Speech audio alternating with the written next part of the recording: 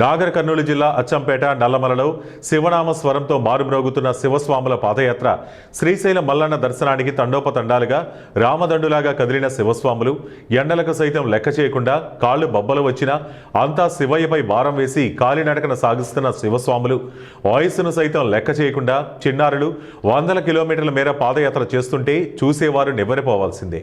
అడవిలో ముళ్ల చెట్లు జంతువులను సైతం లెక్క చేయకుండా రాత్రి పగలు పాదయాత్ర చేస్తుంటారు. శివునిపై భారం వేసి నడక సాగిస్తే అన్నీ ఆ శివయ్య చూసుకుంటాడు అంటున్న శివభక్తులు పాదయాత్ర చేయటం వల్ల కోరికలు తీరుతాయని వారి ప్రగాఢ నమ్మకం. తెలంగాణ నుండి కాక చుట్టుపక్కల రాష్ట్రాల నుంచి వేల కొద్ది భక్తులు శివయ్య దర్శనానికి పోటెత్తారు. దారి వెంబడి శివభక్తులకు అన్నదానం, అల్పాహారం, పండ్లు ఏర్పాటు చేశారు స్థానికులు.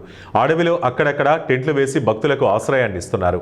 అడవిలో ఒక్కరొక్కరు ప్రయాణించరాదని, క్రూర మృగాలు దాడి చేసే ప్రమాదం ఉంది కాబట్టి ఎట్టి పరిస్థితుల్లోనూ అడ్డదారి వెంట ఒకరు ఇద్దరు ప్రయాణం చేయరాదని విజ్ఞప్తి చేశారు. అడవిలో తలదాచుకోవడానికి చలిమంటలు వేస్తే అటవీ హక్కుల చట్టం ప్రకారం చర్యలు తీసుకుంటామని హెచ్చరించారు.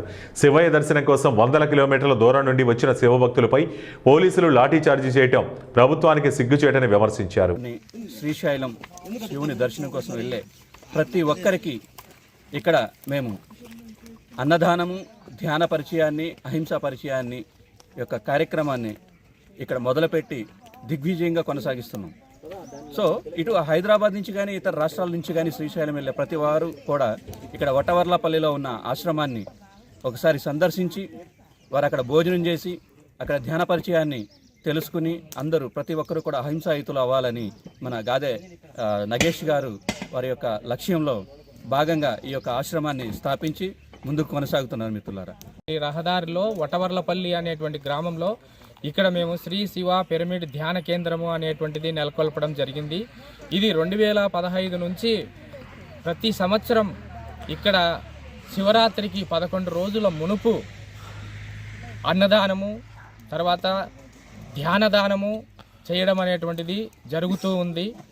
అదే ఉండేటువంటి క్రమంలో ఈ సంవత్సరము ఫిబ్రవరి 4వ తారీఖు నుంచి 14వ తారీఖు వరకు ఇక్కడ ఈ అన్న వితరణ అండ్ ధ్యాన సాధన చేయించడము అనేటువంటిది జరుగుతుంది.